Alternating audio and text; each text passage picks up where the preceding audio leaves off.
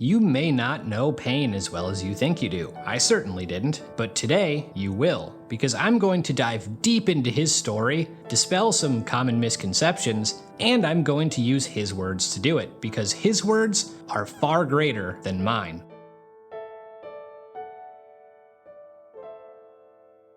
This is a great place to start because it sets the tone for his entire story. Every detail here matters and is something I'm going to come back to because they directly lead to certain actions taken. The man who eventually becomes Pain, Nagato, has his story begin when his family is murdered in front of him. The Hidden Leaf shinobi who killed them didn't know they were civilians. They assumed the worst because of the circumstances. It was an accident, but that doesn't matter because, well, they're already dead. Why was the Hidden Leaf there in the first place? Because of a proxy war, and like many proxy wars, the feuding factions weren't the ones suffering the most. I'm not the first to make this comparison, but think of the Cold War between the United States and the Soviet Union. There weren't mass casualties on either side, but other nations like Cuba suffered as the result of the war that they waged. That's exactly what happened to Pain and why it's so relatable. It wasn't only relevant then, it's relevant now. By the way, I'm going to say Pain a lot in this video, so going forward, let's keep a counter up in the corner just for fun. The murder of his parents activates Nagato's Rinnegan, special eyes he was secretly given at birth. In a rage, he murders those Hidden Leaf shinobi, but his parents are still gone. He's been orphaned. After he collapses from starvation, he's found by fellow orphans, Yahiko and Konan. Seeing war up close, they decide they want to change the world for the better. Yahiko in particular wants to achieve a world without war. However, to achieve their goal, they need strength. So they approach the legendary Sannin, asking to be trained. Orochimaru offers to kill them and spare them future suffering, but Jiraiya takes pity on them. He played a role in the war that made them orphans in the first place, and while he won't train them, he'll at least teach them to fend for themselves. That is, until he sees Nagato's Rinnegan in action, making Jiraiya see Nagato as the reincarnation of the Sage of Six Paths, a godlike figure from the past that legend said created ninjutsu, and the child of prophecy to bring peace to the ninja world. Nagato takes that to heart. Because of Yahiko and Jiraiya, he truly does strive for peace. Alongside Yahiko and Konan, they form the Akatsuki, a group aimed towards achieving that ideal. For a time, things go well. The Akatsuki's anti-war message gained traction, so much so that the leader of the village hidden by rain, Hanzo, viewed them as a threat to his power. This leads him to conspire with Danzo of the Hidden Leaf to betray them. How is that going to play out?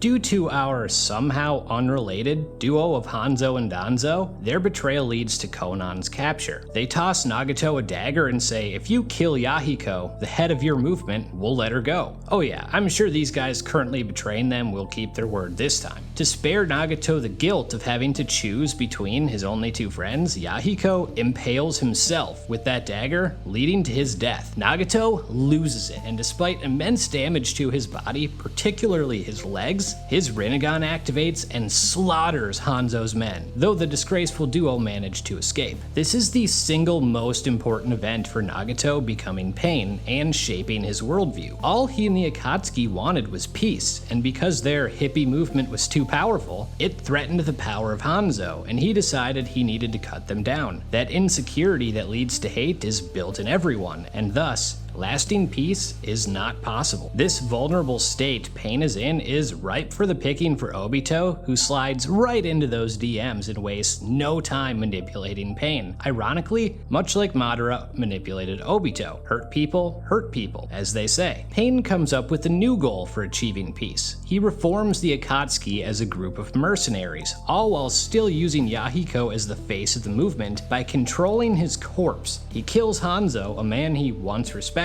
and takes control of the village hidden by rain. He cuts all communication with other villages out, leaving his rise to power unknown to the outside world. The shift in his perspective and the complexity behind his actions is fascinating, and I have a lot more of that to get into, but can we also acknowledge for a moment that superficially Pain is awesome too? He has a badass look, he has a badass voice. His presence and presentation are some of the best anime has to offer. He legitimately literally embodies his philosophy in every way. This is a man who is, at all times, being impaled, which is how Yahiko died, and he controls corpses, like Yahiko. Not only is he the literal physical manifestation of pain, he's the physical manifestation of the direct source of his own pain.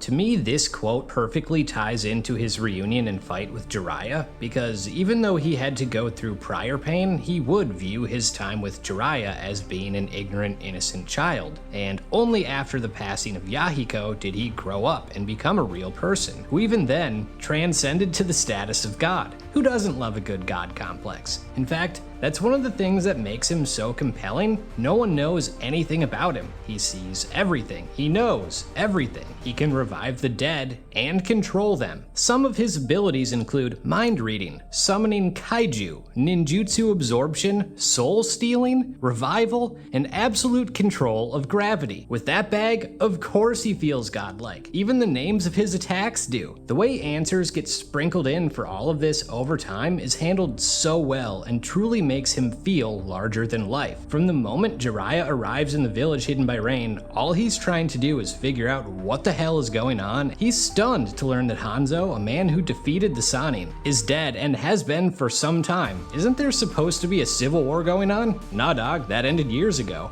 Everything here is shrouded in mystery. The second Jiraiya arrives, he's sensed by pain, and you're just like, how? You can kind of sum up the whole fight that way too. It's basically Jiraiya constantly dealing with and having to overcome new obstacles. First, he deals with the summoning path and has to deal with invisible creatures or ones that multiply when damaged. Then we see 2 more paths pop up. Oh, this one can absorb all ninjutsu. Well, that's not good. Oh, they all have linked vision. Guess sneak attacks and hiding are off the table. Jiraiya is impaled by a rod, and that disrupts the flow of his chakra. What's that about? He actually manages to kill a path and he recognizes it, except that guy should already be dead. He summons Ma and Pa and uses a really cool strategy with their genjutsu and takes out 3 paths. Wait, why are they all back immediately and why are there 6 of them now? You're telling me the strongest of them wasn't even fighting before? Not only that, he has Yahiko's face. The longer the fight goes, the more questions you have, and it's just mesmerizing. When you see Jiraiya risk everything to test his theory of what's going on, you want him to succeed just so you can know what the hell pain is. Jiraiya figuring it out only to have his throat crushed before he can say is devastating. It also builds up pain more because not only did he realize Jiraiya found him out, he immediately acted on it, though Jiraiya's message to the others was a pretty sweet contingency plan. His death is one of the more beautiful ones I've seen, and I wouldn't mind diving deep into his character in a future video if there's interest in that. He realized his story was over, but the sequel, The Tale of Naruto Uzumaki, had only just begun.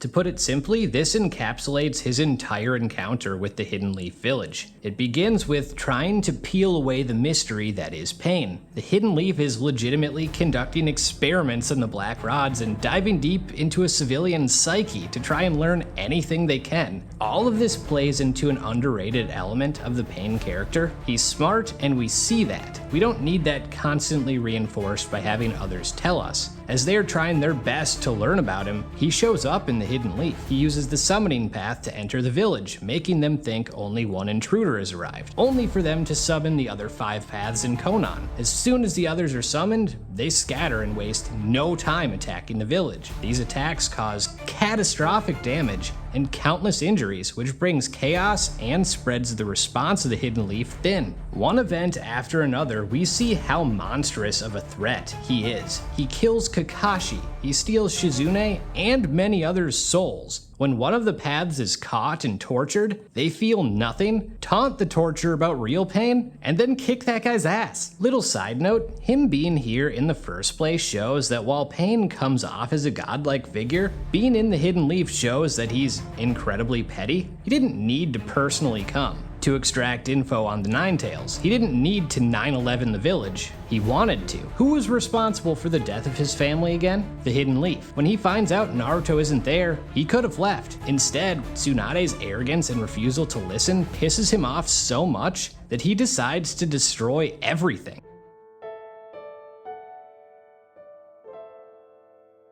While this may be the greatest speech in anime, let's talk about the fight that leads up to it. The build is so good. We're coming off Pain delivering the show's biggest kill, followed by Naruto getting a training arc to level up, only for Pain to arrive at the village while that's happening and wreck it with ease. When Naruto arrives to see a destroyed village in his newly acquired Sage mode, the hype is unreal. In his first attack, he takes out one of the paths in one blow. Even after taking on the entire village, the first person to land one shot on Tendo Pain is Sage mode Naruto. The structure of the fight could honestly get its own video. The perfect build, the epic intro and new powerful form, a strategic battle of wits early on, the character motivations come out, we see the loss of a loved one, a rage transformation, and then growth for not only the hero, but the villain. Despite Naruto's new Sage mode putting up a hell of a fight, it's still not enough to take out Pain. As Pain delivers his cycle of hatred speech, he's so calm. He's defeated Naruto physically and simply asks him for answers on how to achieve peace. And for the first time, Naruto doesn't have anything. His goals are a vain desire for respect and wanting peace somehow. A goal without a plan is a wish. He's all talk. As the speech goes on, you see Pain get animated because this is everything to him and he does have a plan. Only the greatest of suffering can allow people to understand each other, meaning he would create pain so devastating that people couldn't help but unite together, like watching 3 seasons of Rent-a-Girlfriend. Okay, here's an actual example. The most united the United States has been in my life was after 9/11, a time of tremendous pain. Yet that unity was temporary. How are things now, less than 25 years later? As divided as ever. When Pain gives his speech to Naruto, he admits that even if he succeeds, decades later, the cycle of hatred will restart. He's lost so much hope in humanity that his goal is literally momentary bouts of peace, preceded and succeeded by pain. It's sad, but important because I believe that plays a big role in how this arc concludes. On top of this, Pain essentially being a radicalized version of Naruto drives the impact so much deeper. Think of the parallels. They were both orphaned, training alongside 2 friends, and wanted to achieve Jiraiya Sensei's goal for peace. They were both unknowingly granted great and terrifying power as children. Oh, and they both hail from the Uzumaki clan. Hell, they even look similar. It's a lot more than holding up a mirror to Naruto too, when he says, "What about my friends? My family? My village?"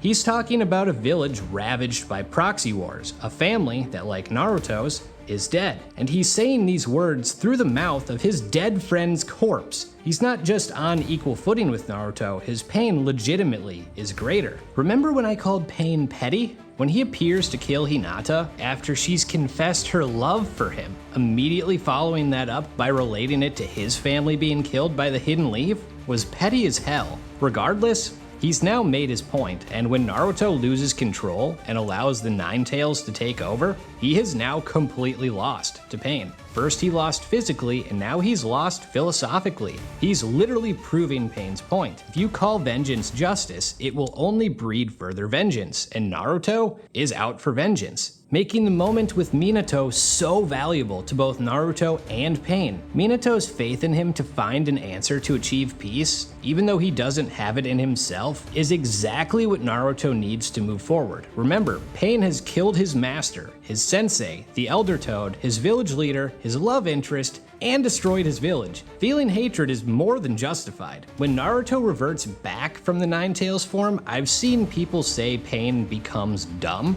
What I don't see people talk about is why. Naruto tries to have a conversation with Pain, but now Pain is the one who's unwilling to hear him out. It's a complete reversal of how things had previously gone, but there's reasoning behind it. Naruto's reversion is to Pain a rejection of hatred, and he reacts to this emotionally instead of logically.